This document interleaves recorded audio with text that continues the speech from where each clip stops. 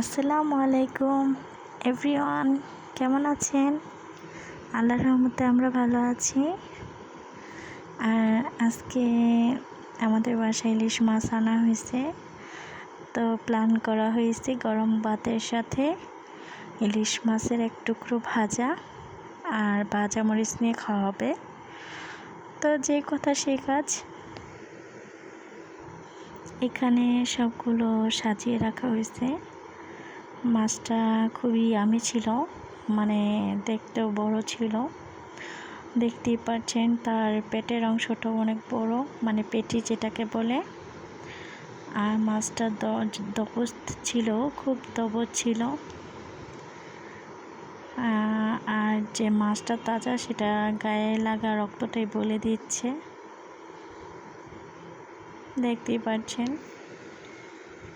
তো আলহামদুলিল্লাহ, মাছটা কিনে জিতেছে।